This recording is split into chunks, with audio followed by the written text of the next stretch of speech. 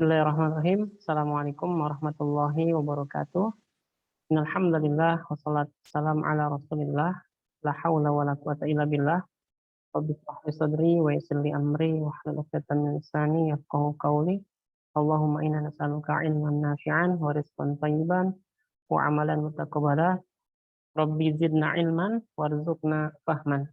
Baik teman-teman sekalian yang dirahmati Allah, insyaallah pada kesempatan hari ini saya akan membahas mengenai pendidikan karakter dalam pengajaran IT. Perlu diketahui teman-teman sekalian bahwa penduduk bumi saat ini adalah 5,2 miliar warga bumi yang memiliki ponsel. Atau 4,5 miliar diantaranya itu terhubung ke internet. Dan 3,8 miliar orang atau 49% adalah pengguna aktif media sosial. Yang Chamber ini mengatakan waktu yang dihabiskan orang-orang adalah mengakses media sosial setiap hari adalah 6 jam 42 sampai 43 menit. Ini rata-rata. Jadi waktu yang dihabiskan oleh orang untuk bermain di media sosial, untuk mengakses media sosial ini rata-rata orangnya adalah 6 jam 42 sampai 43 menit. Lalu laporan WR sosial, ini jumlah pengguna aktif dari media sosial di Indonesia itu sebanyak 191 juta orang pada Januari 2022. Jumlah ini pun terus meningkat 12,35% jika dibandingkan pada tahun sebelumnya yang sebanyak 170 juta orang. Nah, perlu diketahui bahwa jumlah penduduk Indonesia saat ini adalah 273,5 miliar. Jadi ini cukup banyak sekali warga Indonesia yang menggunakan handphone dan mengakses media sosial. Nah, jadi IT, informasi teknologi itu memiliki dampak positif dan juga dampak negatif dalam kehidupan. Jadi banyak orang ya yang memanfaatkan IT ini untuk kebutuhan hariannya, ya untuk menolong aktivitas kesehariannya. Nah, di antara beberapa dampak positif dari IT ini adalah pengelolaan kegiatan keseharian. Jadi dengan adanya IT ini, peningkatan produktivitas, pengaturan jadwal harian, pembayaran, ada juga Internet of Things, ya, online shopping secara virtual, ya ada virtual mall, ada mobile banking, ada juga kecerdasan buatan artificial intelligence. Ini IT ini bisa membantu dalam pengolahan keseharian kegiatan manusia. Dan itu juga dalam hal komunikasi dan hubungan sosial. Jadi di zaman ini ya, kita berkomunikasi, berkolaborasi itu semakin memudahkan. Kita bisa berkomunikasi dengan orang-orang terdekat kita yang ada di luar pulau, di luar provinsi ini semakin mudah. Beda dengan dulu. Dulu itu ketika ingin berkomunikasi, pertama biayanya mahal, ya, waktunya kadang juga lama. Seorang mengirimkan surat, sampainya bisa berhari-hari, bisa berbulan-bulan, ya. Walaupun harus telepon itu biayanya mahal dan tidak semua orang memiliki telepon waktu itu. Tapi untuk sekarang ya ini sangat mudah sekali. Selain mudah, murah, ya.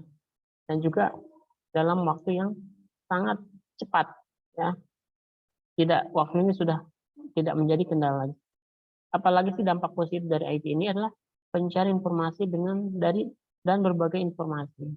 Jadi dengan adanya IT yang kita ada berkembang saat ini, khususnya handphone pintar, smartphone yang kita miliki, handphone pintar yang kita miliki, ini ada berbagai aplikasi yang bisa kita gunakan, search engine, ya.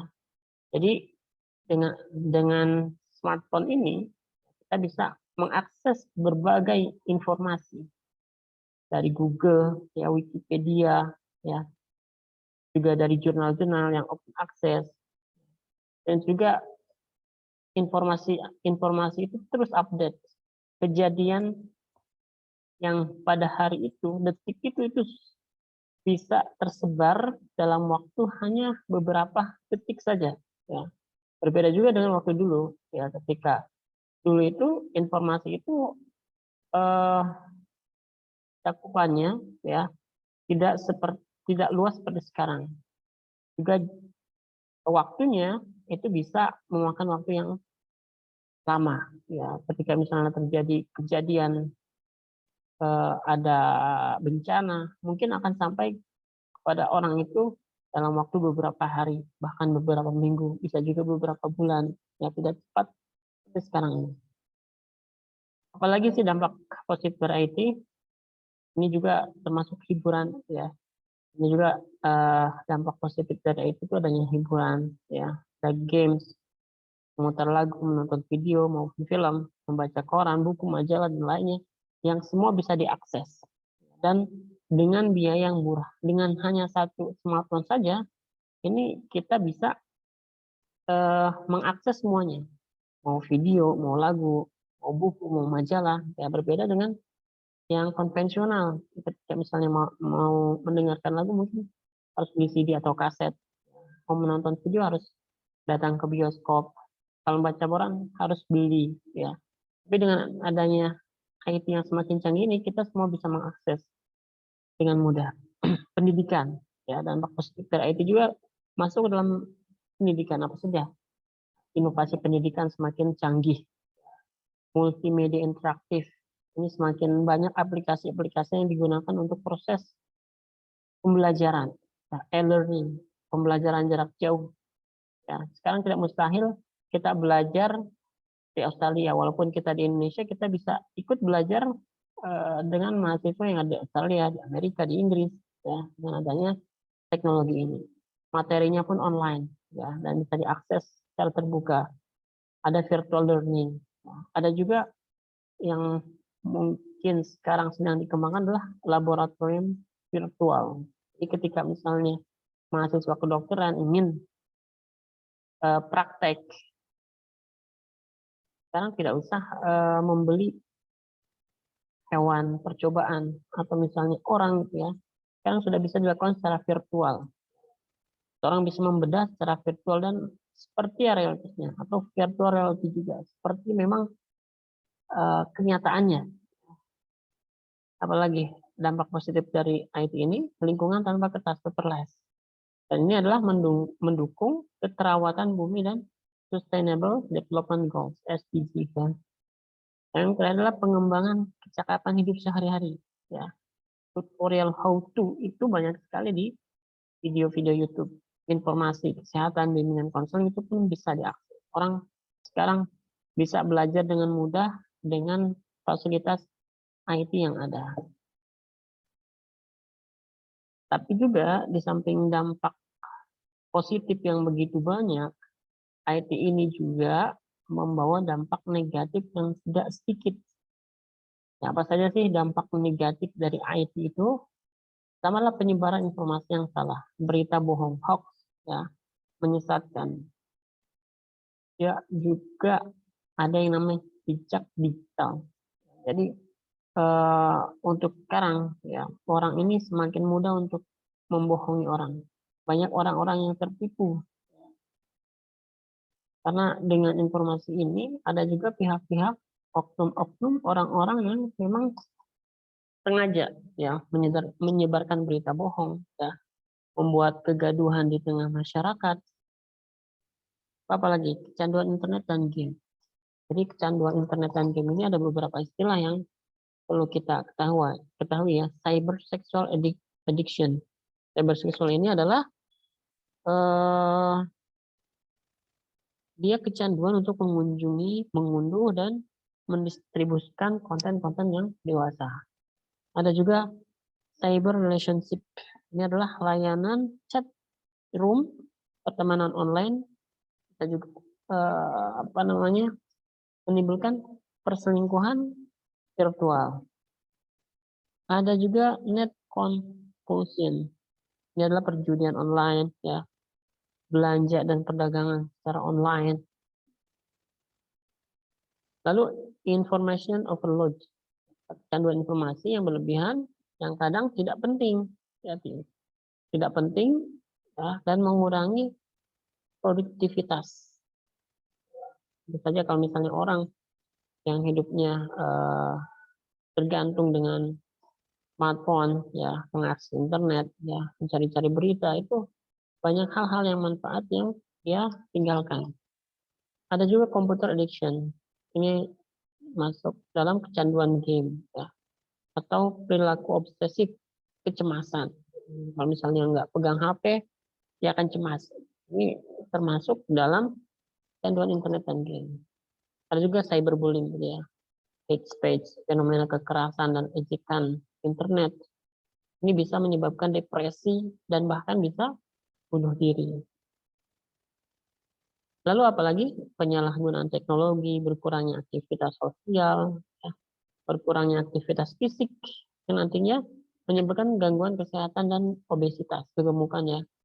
Lalu potensi kehilangan pekerjaan, kita juga dengan berkembangnya IT ini, potensi orang, ya, ada beberapa pekerja itu yang kehilangan, seperti misalnya tukang antar surat, mungkin sekarang sudah nggak ada lagi.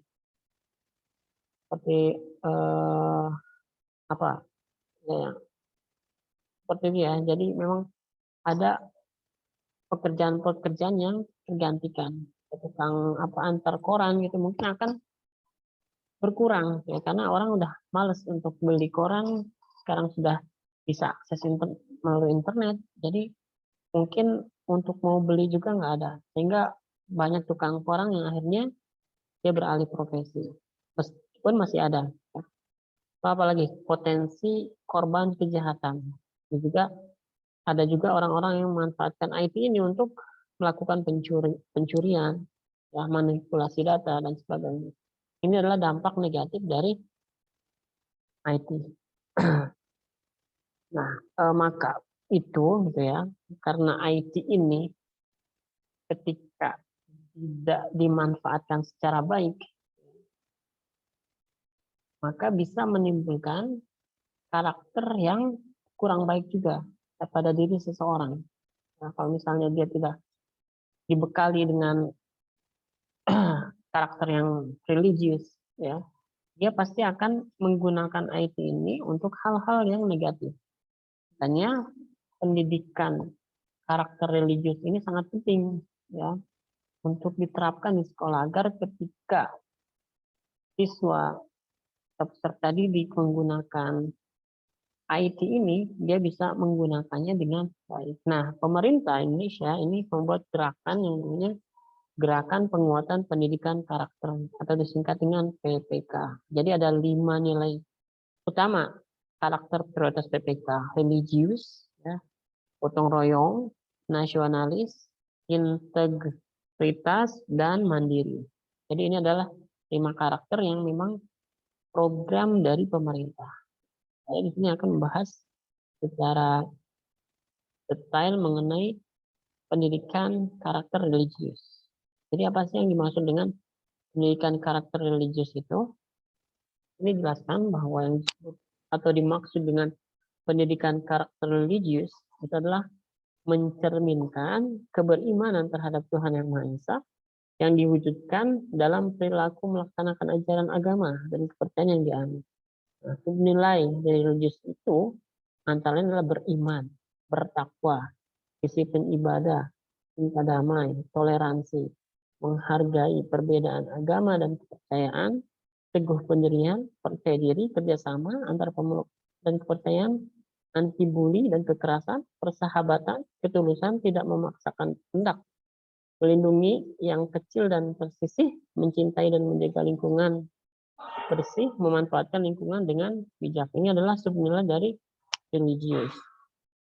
Nah, tentunya pendidikan karakter yang tadi disebutkan ini pun, ini sebetulnya dalam pendidikan kita, pendidikan nasional kita, ini ada saling keterkaitan. Karena kita tahu dalam Undang-Undang Sisdiknas tahun 2003 itu dijelaskan bahwa tujuan dari pendidikan nasional itu adalah mengembangkan kemampuan dan membentuk watak peserta didik serta peradaban bangsa yang bermartabat dalam rangka mencerdaskan kehidupan. Tujuan untuk berkembangnya potensi peserta didik agar menjadi manusia yang beriman, bertakwa kepada Tuhan Yang Maha Esa, akhlak mulia, sehat, berilmu, cakap, kreatif, mandiri, dan menjadi warga negara yang demokratis serta bertanggung jawab. Jadi adalah tujuan pendidikan nasional secara umum. Makanya pendidikan karakter religius ini harus bisa masuk ke dalam berbagai mata pelajaran. Ya, harus saling keterkaitan, karena kalau kita melihat yang menjadi dasar atau acuan dari dasar pendidikan adalah ini ya, yang akan kita garis ini adalah beriman, bertakwa, ya, berakhlak mulia. Ini sangat penting sekali. Makanya dalam setiap pengajaran nilai karakter religius ini harus ditanamkan. Apa saja sih karakter religius itu? Jadi saya membuat skema seperti ini. Jadi dengan adanya IT, ya, ini potensi karakter negatif dalam penggunaan IT ini bisa muncul. Dengan adanya IT ini, ya, smartphone ini, seseorang itu bisa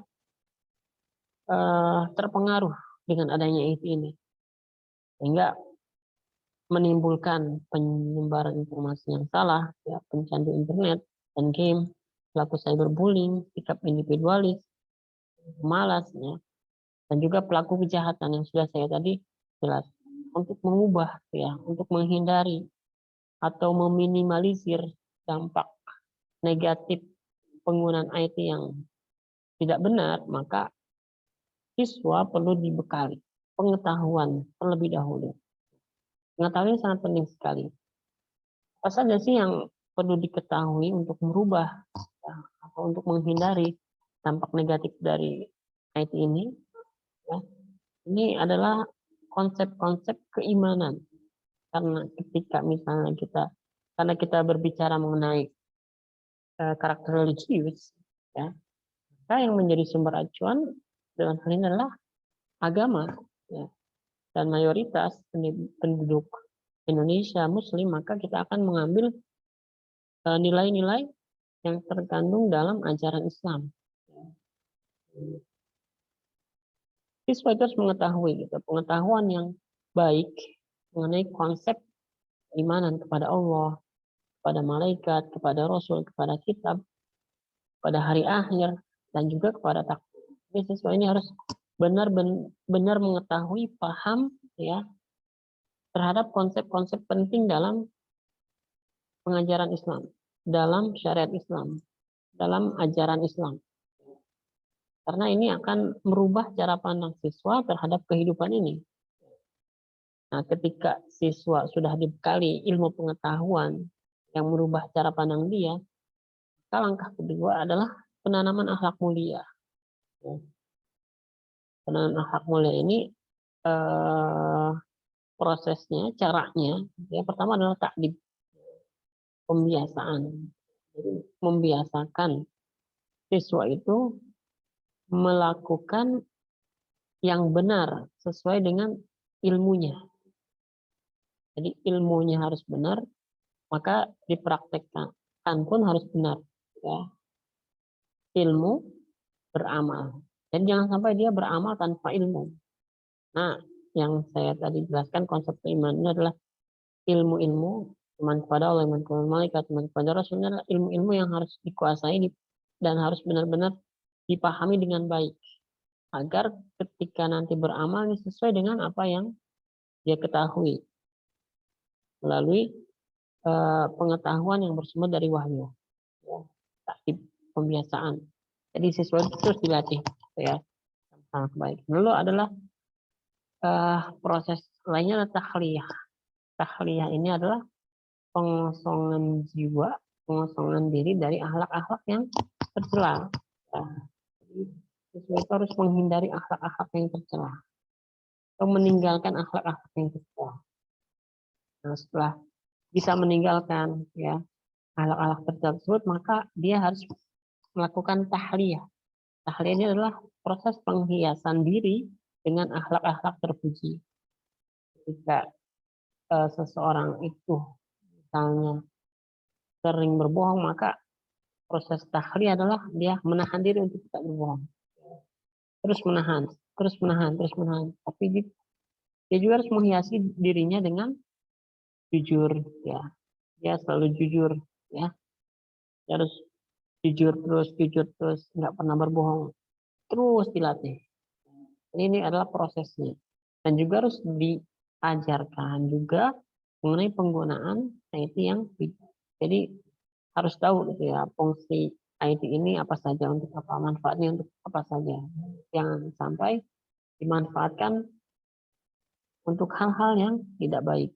Tujuan dari pendidikan karakterologis ini adalah membentuk manusia yang baik atau bijak dalam menggunakan IT. Ini adalah prinsip-prinsip keimanan yang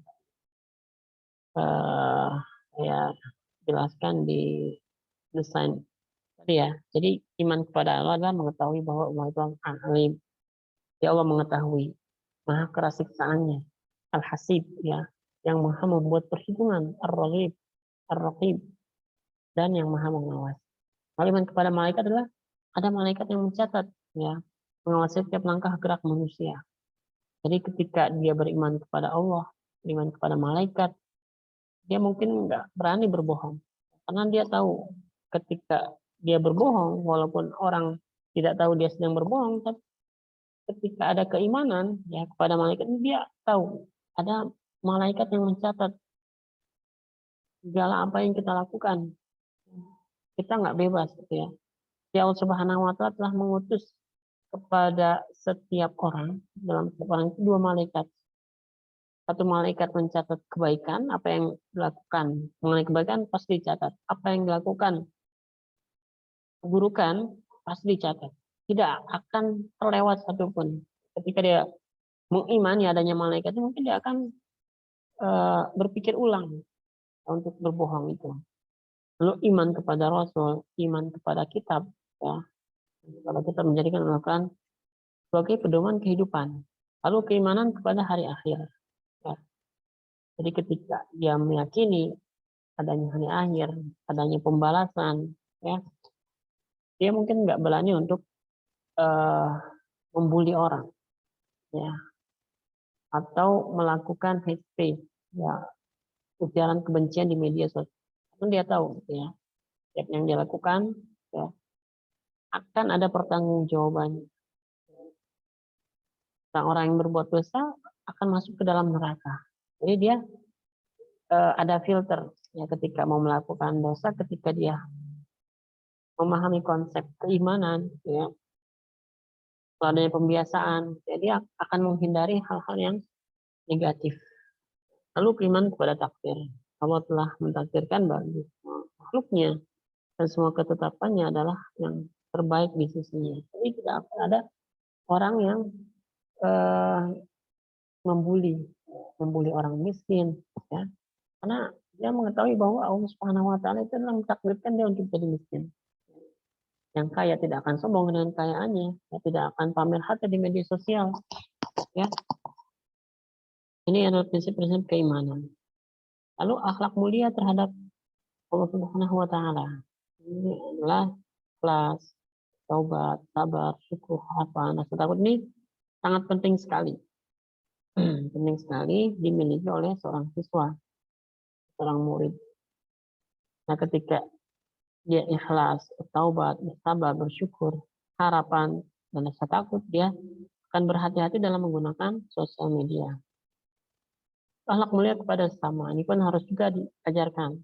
Tentunya dalam Islam ini semua ini ada, ya, sumbernya dalam Al-Quran, hadis, dan penjelasan para ulama. Apa saja sih akhlak mulia sama manusia? Menjaga hubungan baik, berkata benar, tidak meremehkan orang lain, bersangka baik, husnuzon, tabayun, ya. Poin ini adalah ketika kita mendapatkan suatu kabar, maka kita harus tabayun. Tabayun ini cross check ulang, ya.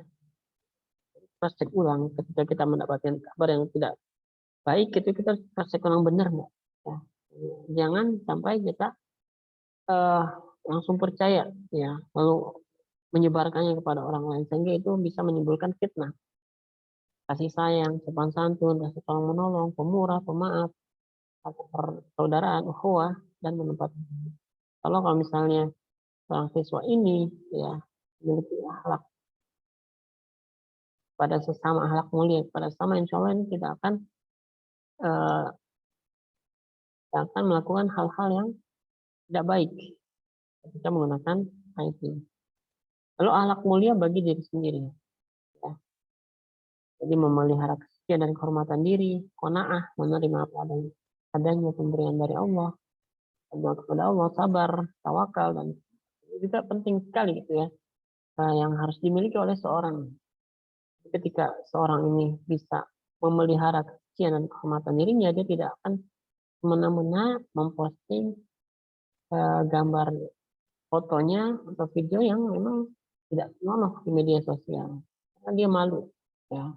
Kalau dia memang memiliki akhlak seperti ini, memiliki kesucian dan kehormatannya. Tapi kalau dia sudah tidak punya malu lagi, ya, dia tidak mengetahui kesucian dan kehormatan diri, maka dia akan melakukan hal-hal yang sesuai dengan kehendak nafsunya. Nah, bagaimana cara melakukan gerakan pendidikan religius ini? Tentunya pemerintah pun sudah membuat skema mengenai 3 basis gerakan. Jadi ada 3 ya, berbasis kelas, berbasis budaya sekolah, dan berbasis masyarakat. Nah, ini sangat penting sekali untuk diketahui. Ya, jadi untuk bisa menerapkan pendidikan karakter religius, ketiganya harus diterapkan. Jadi tidak bisa hanya satu-satu saja. Misalnya berbasis kelas, seorang guru mengajarkan mengenai iman kepada Allah, iman kepada malaikat, iman kepada kitab, iman kepada Rasul. Lalu juga mengajarkan mengenai akhlak mulia kepada Allah Subhanahu Wa Taala, akhlak mulia pada sesama manusia, ya, akhlak mulia pada diri sendiri, tapi tidak pernah dibudayakan. Jadi budaya sekolah ini masuknya ke dalam takdib di situ, dan masyarakat harus membantu gitu ya, menolong. Jadi ada ketika warga masyarakat menemukan hal-hal yang tidak baik gitu ya, maka sebagai warga yang baik harus menegur, ya, harus meluruskan akhlak-akhlak yang memang tidak baik, sehingga ketiga basis dari gerakan pendidikan teknologis ini bisa berjalan dengan baik. Nah, mungkin itu yang bisa saya sampaikan. Kurang lebihnya mohon maaf. Billahi taufiq wal hidayah. Assalamualaikum warahmatullahi wabarakatuh.